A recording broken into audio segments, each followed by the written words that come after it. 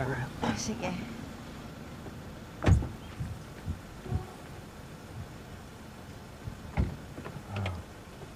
Dahan-dahan ha. Sige. Salamat. Sige. Kuya, sandali lang ha. Okay na ako dito, Leon. Sigurado ka, hatid na kita sa loob. Hindi, di ba may isa ka pang interview na pupuntahan? Alam mo, hindi mo naman ako talaga dapat samahan eh, kasi kaya ko naman talaga mag-isa eh. Leon, syempre, mas kukunin ka nila sa trabaho kung kasama mo ko. Ako yung kakilala nila, di ba? Syempre, mas magtitiwala sila kung may endorso ko. Ayun na nga yung masakit eh. Kailangan mo pa akong samahan dahil sa nakaraan ko. Sobrang dami ng kasamahan ginawa ko.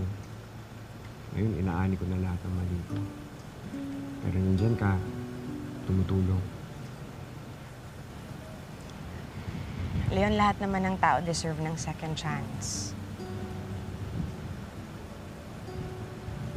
Kung hindi kaya ako naging tatay nung dinadala mo ngayon, tutulong ka pa rin ba?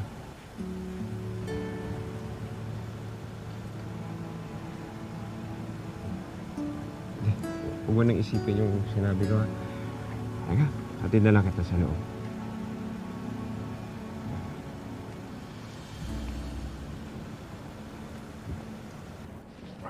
Dahan-dahan.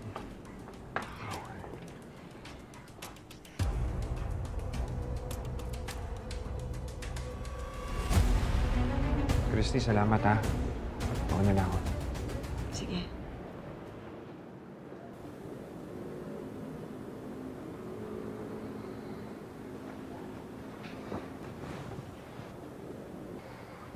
Talaga nagkakamabutihan na kayo nun, ha? Gulat ka ba na nandito ako? Plano ako kasi talaga maghintay. Saan ka nang galing? Jordan, sinamahan ko lang si Leon maghanap ng trabaho. Nagpabagong buhay na siya. Oh, bakit? Inutil na ba siya? Jordan, mahirap para sa kagaya niya maghanap ng trabaho.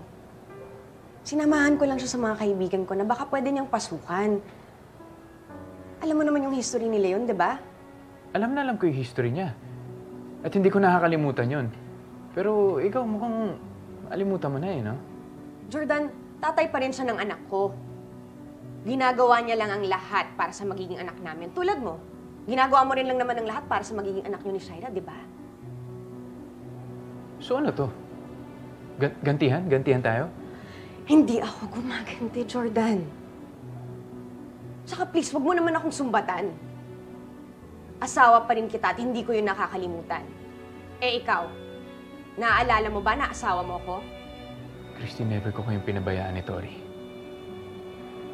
And I only chose to be with Shaira because of my son. And I chose to help Leon because of our son.